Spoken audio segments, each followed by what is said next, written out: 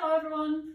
Okay, so I thought I'd do a tutorial for a nice spin that doesn't actually involve you taking your feet off the ground at all, and one that's quite versatile as well. So in this tutorial we're going to be looking at the Betty Boop spin and a couple of variations as well, so you can kind of play around with it, see which one you like best. Okay? So first of all, I'm going to show you what a Betty Boop spin looks like. Eventually it's going to look like this.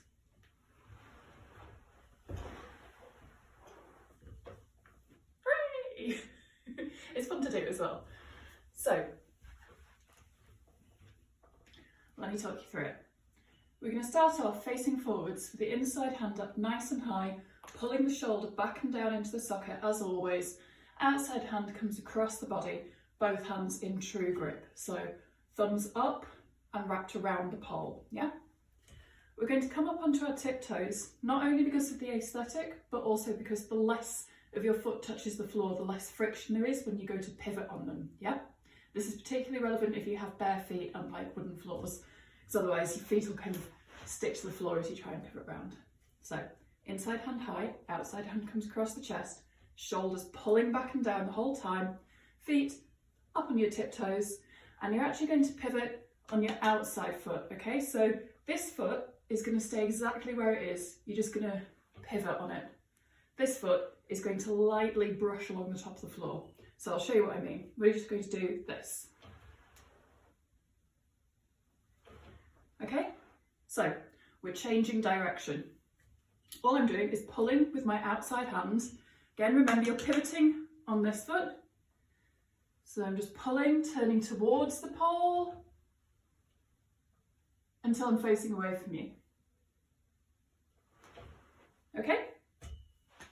Have a go at that on both sides. Remember that you're pulling the outside hand to turn yourself in towards the pole, and it's the outside foot that stays glued to the floor.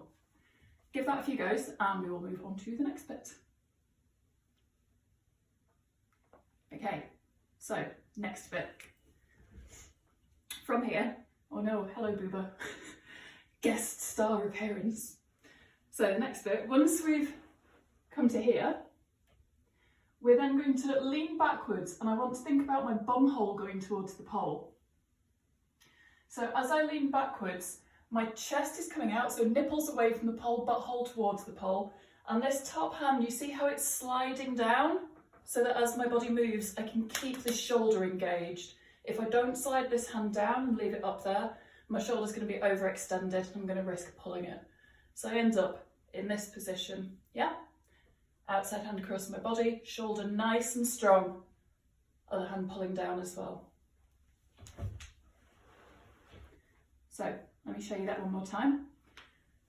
Inside hand high, outside hand across the body, outside foot is the one you're going to pivot on, pull with the outside hand, turn yourself around, and then turn away from the pole, still going in the same direction. Let that top hand slide down as you pull your shoulder down to here. Okay?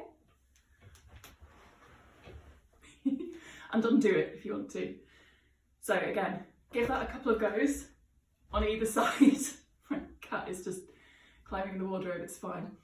And then we'll move on to the next bit. So the next bit is the bit that when people first learn this, they always do it and go, I'm not doing it right. When in fact you are doing it right. It just takes a while to get comfortable with it and to make it look polished and get that spin that takes you around the pole.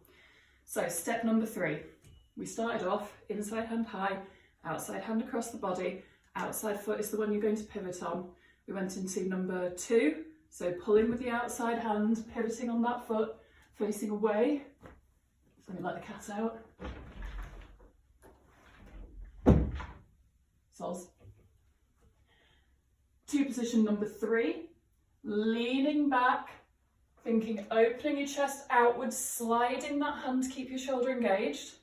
And then the next step is simply like kind of coming off the balls of your feet. So don't think about keeping your feet planted on the ground, because you're going to go from your weight being in your feet to being in this hip.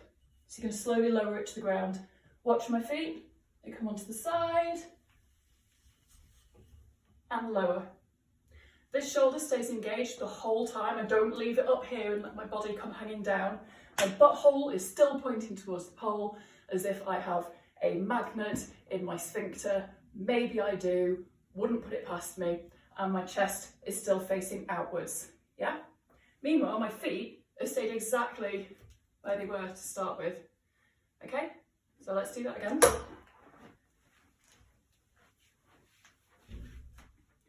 Stage one is inside hand high, outside hand across your body.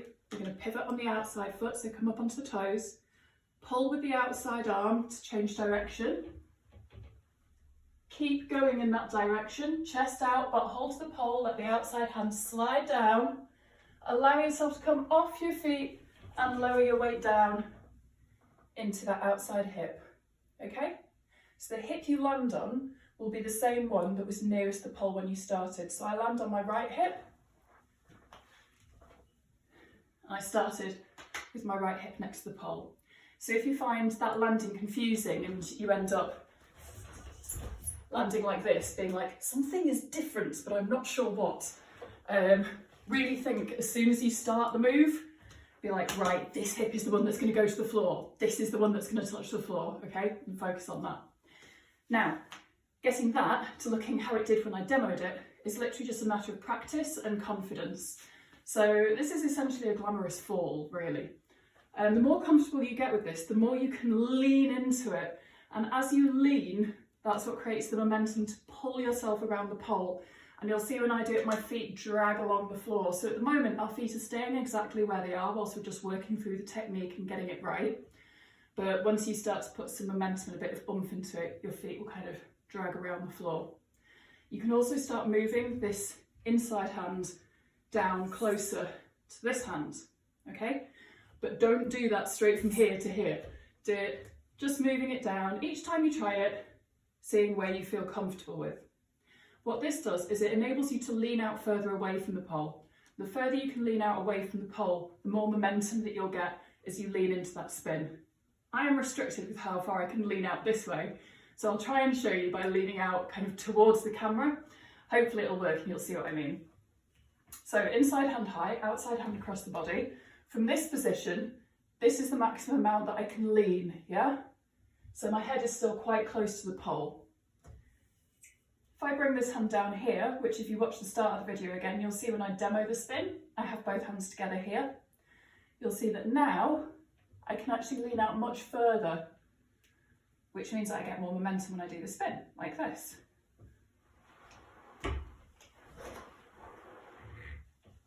So you see how my feet dragged around the base of the pole instead of staying glued where they were? It's all in that lean and in trusting that shoulder engagement as you're coming down and just going with it, really. Okay? So that's your Betty Boop spin, your basic Betty Boop spin. What I want to do now is I want to give you a couple of tools to have a look at some variations of it, okay?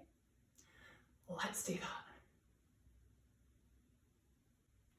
So, variation number one, we're going to have a look at what I call a back stag Betty, because you end up going backwards, your legs in the stag position, and I'm quite literally minded. So again, I'll show you it first of all, and then I'll talk you through it. It's the basic same steps as your Betty Boop spin, just with a couple of little adjustments to what you're doing to your legs. So if you've mastered the first one, you can have a go at trying this. This is what it's going to look like. If I can manage not to bang my head on that shelf.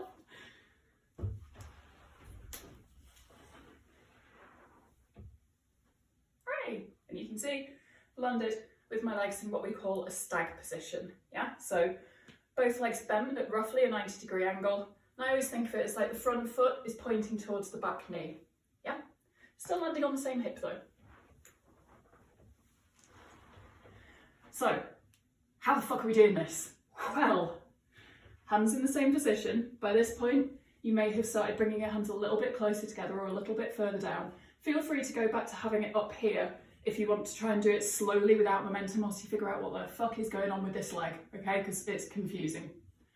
So we're going to start in the same position as we did with the original spin. We're still going to be pivoting on the outside leg, but we're going to bring this leg forwards and then we're going to push it back behind us. So I'm really using my glute to lift this leg up back behind me. Okay? That's where our momentum is going to come from. So that comes behind. Then I'm going to do stage 2, exactly the same as we did before, pulling with this hand, except keep an eye on this leg. As I turn, that leg is going to bend and point towards the knee. Let me show you from the other direction. So, inside hand high, outside hand across the body.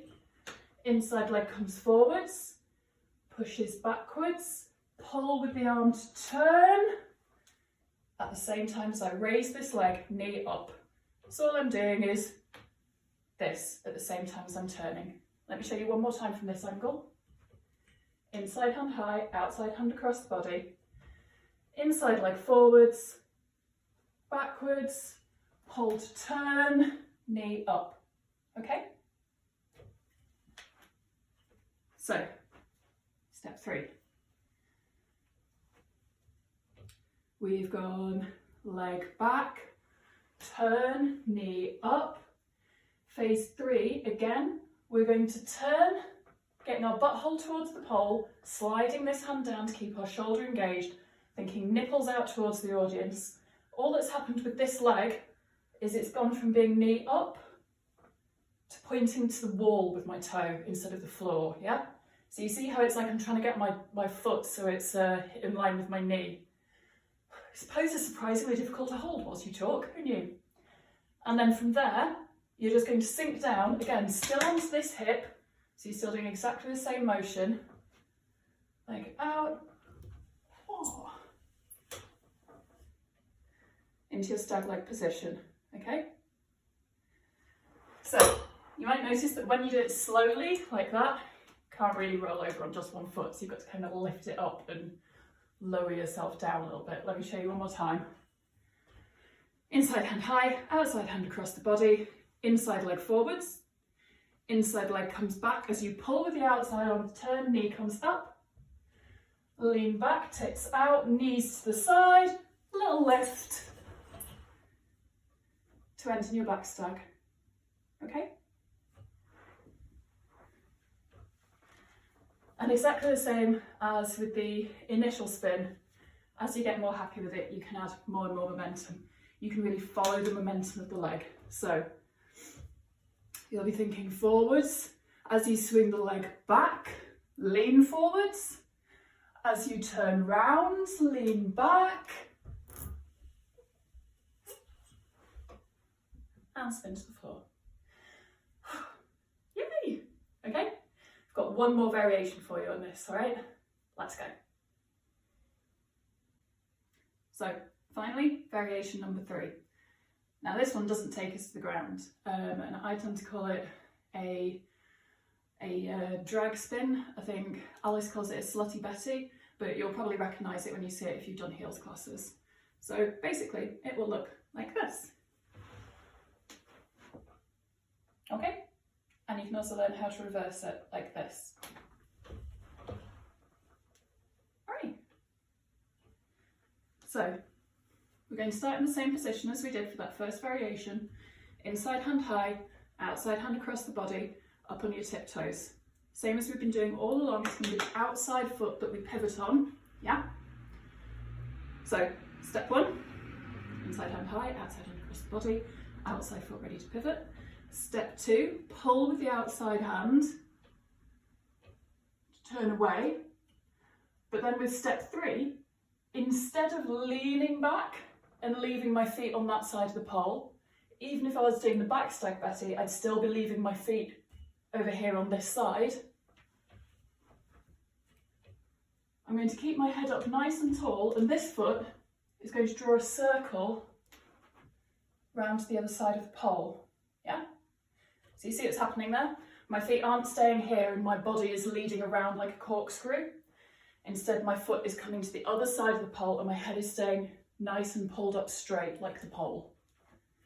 So step 1, inside hand high, outside hand across the body, outside foot ready to pivot, outside hand pulls to turn you around, outside leg, this leg, draws a little semicircle to end here, okay? Now, if you want to come back from this, You're going to need to pull with this outside arm. So again, make sure you still have that nice strong shoulder engagement.